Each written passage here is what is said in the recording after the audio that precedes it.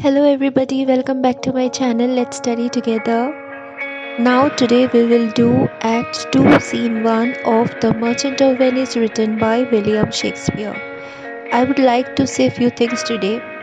My channel is based for the students who are appearing for board examinations. I try to explain in easy languages. I also like to introduce it in the mother tongue of our candidates.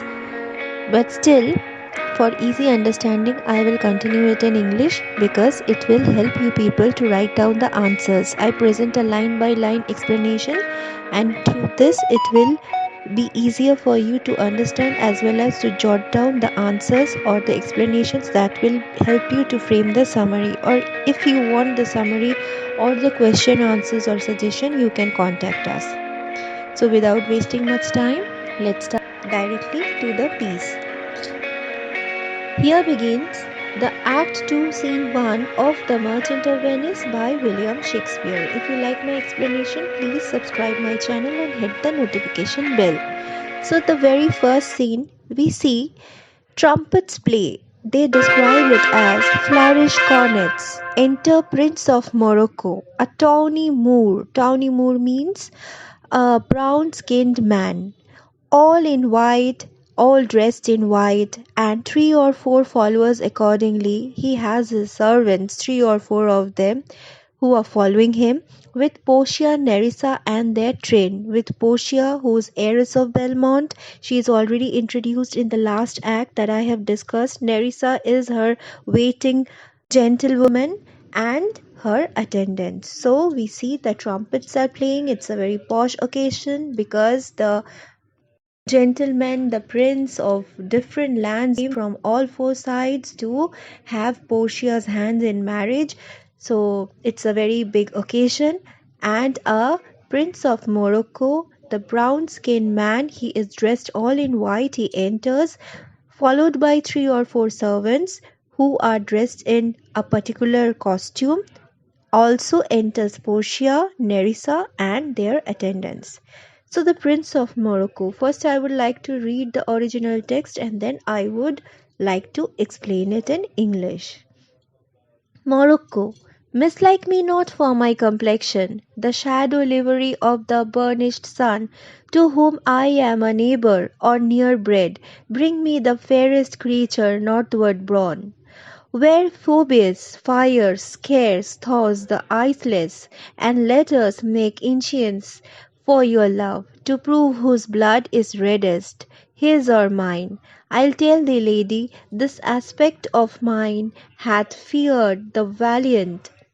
By my love I swear the best regard virgins of our clime have loved it too.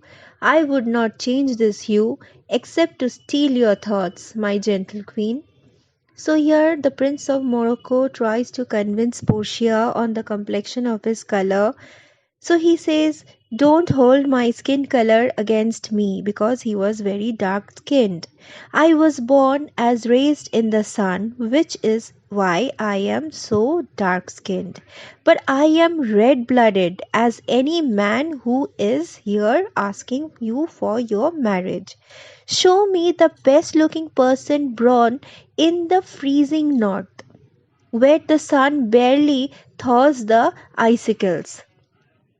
Like any other man in the north who is born, there hardly the rays of the sun falls in northern, and says, I will win your love by cutting myself to prove you that I have redder blood than those people have. So he says, I am telling you, madam, my skin color has made me brave men.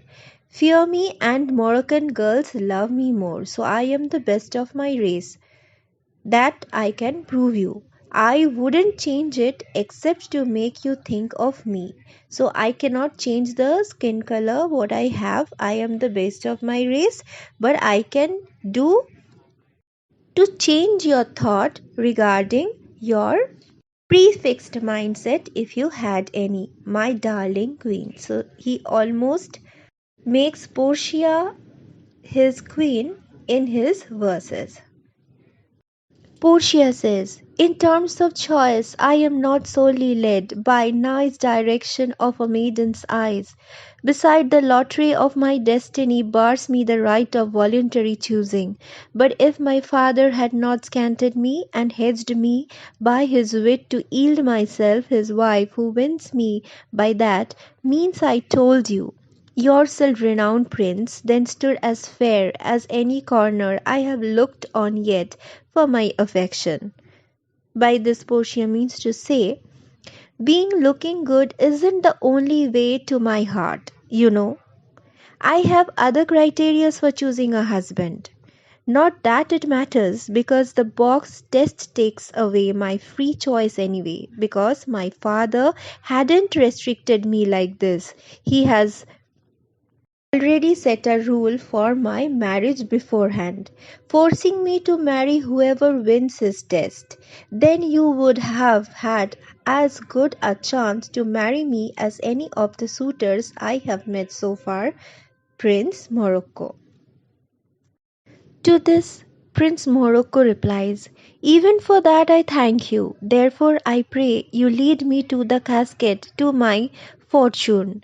By this scimitar that slew the Sofi and Persian prince that won the 3 fields of Sultan Soliman, I would austere and earnest eyes that look, outbrave the heart most daring on the earth, pluck the young skulking cubs from the she-bear. Yea, mock the lion when he roars for prey to win the lady. But alas, the while, if Hercules and Lycas play at dice, which is the better man, the greater throw may turn by fortune from the weaker hand. So is Acides beaten by this page, and so many I bind fortune leading me, miss that which one unworthier may attain and die with grieving. So here the Prince of Morocco tries to say, thank you for saying that. Show me the casket and let me try my luck. I swear that by your positive sights I will win the actual casket. I swear by my sword which killed the Shah of Persia and Persian prince and defeated the Sultan Suleiman 3 times that I would face the meanest looking warrior on earth. I would act braver than the bravest man on the earth, and I would grab beer cups from the ferocious mother bear or tease a hungry lion. All of this in order to win your love, lady. But this is bad if the hero Hercules and his servant Lycus rolled the dice, which would win? Not the greater hero, just the one who happened to be luckier all that time, and just as Hercules could be beaten by his servant's blind luck, could make me lose this test and make someone worse than me win. If that happened, I'll die of sadness. So, Portia says, you must take your chance and either not attempt to choose all at or swear before you choose. If you choose wrong, never to speak to lady afterward in way of marriage. Therefore, be advised. So, Portia is an intelligent woman. She says, you have to take your chance. Either don't choose at all or swear beforehand that if you choose incorrectly, you will never talk about marriage to any woman again. Think about it carefully. So the Prince of Morocco replies, nor will not. Come bring me unto my chance. So he says, fine, I swear I won't ever get married if I choose incorrectly. Let me take my chance correctly. Let me take my decision now. So here Portia says, first forward to the temple. After dinner, your hazard shall be made. So she means to say that let's go to the temple first. You can take your chance after dinner. The Prince of Morocco says, good fortune then. I'll try my better luck then to make me blessed or cursed among men. That is, I'll either be the luckiest or the unluckiest of all the men living. Then the trumpet plays, then they all goes away. That is the end of Act 2, Scene 1. If you have liked the explanations, hit the notification bell and subscribe my channel.